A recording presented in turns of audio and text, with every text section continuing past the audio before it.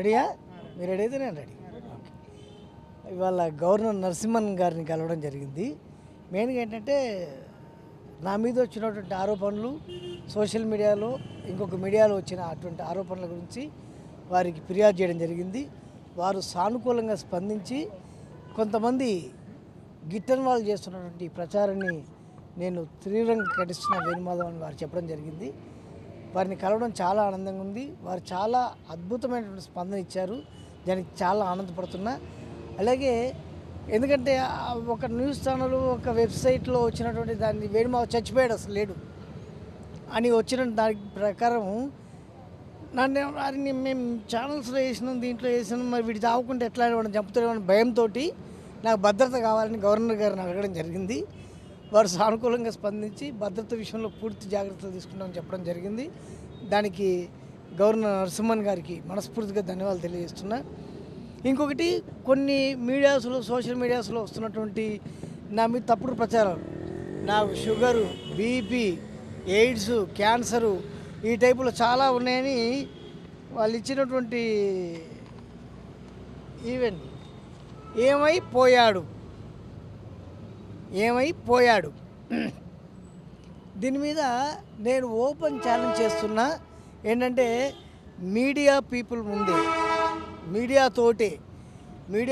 ముందే విలేకరులతోటి నేను టెస్టులు చేయించుకోవడానికి రెడీగా ఉన్నా. ఎందుకు టెస్టులు చేయించుకోవడానికి రెడీగా ఉన్నా అంత అవసరం ఏమొచ్చిందిరా అంటే ఇదిగో ఇంకొక ఇదో ఒకటి గత కొద్ది కాలంగా అనారోగ్యానికి గురైన వేణుమాధవ్ ఇక మనకి లేడు చచ్చిపోయిండు. చచ్చిపోయిండు. ఇప్పుడు మాట్లాడుతుంది ఎవడో వాడి తెలియదు. నిమ్స్ ఆసుపత్రిలో చివరిసారిగా మాట్లాడిన వేణుమాధవ్ ఇదే నిమ్స్ హాస్పిటల్లో ప్రెస్ పీపుల్ ముందు మీడియా ముందు టెస్టులు చేయించడానికి నేను రెడీ. మరి ఈ వేసినోడు రెడీగా ఉన్నాడా అనేది నేను మీ ద్వారా వాళ్ళని అడుగుతూ ఉన్నా. అలాగే గవర్నర్ గారికి మనస్ఫూర్తిగా ధన్యవాదాలు తెలియజేస్తున్నా. అలాగే తలసాని శ్రీనివాస్ యాదవ్ గారు అద్భుతంగా స్పందించారు, వారికి ధన్యవాదాలు తెలియజేస్తున్నా. కుషాగూడ పిఎస్ కానీ అలాగే సిపి గారు కానీ commissioner of police CV Anand గారు కానీ అద్భుతంగా స్పందించారు, వారికి మనస్ఫూర్తిగా ధన్యవాదాలు తెలియజేస్తున్నా.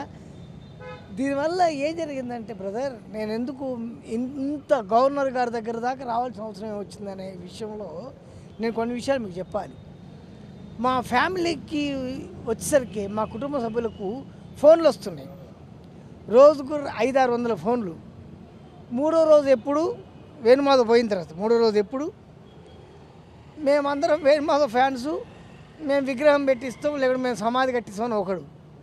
దీంతోపాటు మా అమ్మగారికి వచ్చేటువంటి ఫోన్లతోటి మా అమ్మగారు అనారోగ్యానికి కూడా గురైనరు.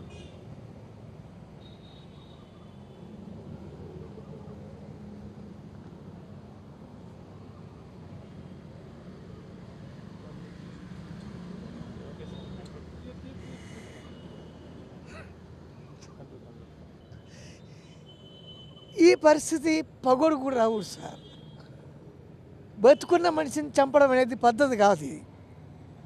ఇది పద్ధతి కాని పని. I'm sorry to say. ఎందుకంటే ఇది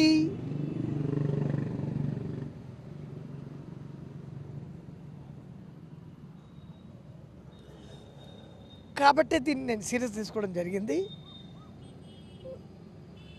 రేపు అపాయింట్మెంట్ దొరికితే తెలంగాణ సీఎం గారిని కలుస్తా, అలాగే హోమ్ మినిస్టర్ గారిని కలిసి వాళ్ళకు కూడా అప్లికేషన్ ఇవ్వడం జరుగుతుంది. దీని మీద కఠినమైన చర్యలు తీసుకుంటా. దీనిపైన హైకోర్టుకు కూడా వెళ్తా, కోర్టుకు కూడా వెళ్తా. Thank you very much brother. Sorry, ఎవరు చేస్తున్నారు ఏం చేస్తున్నారు అనేది సీఎం గారు, గవర్నర్ గారు, సిపి గారు, అలాగే డిపార్ట్మెంట్లు అన్ని డిపార్ట్మెంట్లు అందరూ చూసుకుంటారు. నేను ఎవరు చేస్తున్నారనేది నేను చెప్పలేను, వాళ్ళే చూసుకుంటారు sir. Thank you very much. నమస్తే, బాయ్.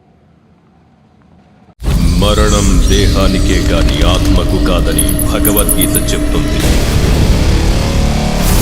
మనిషి బరువెంతున్న మరణానంతరం 21 గ్రాములు తగ్గుతుందని సైన్స్ చెబుతుంది. అంటే ఆ 21 గ్రామ్స్ బరువు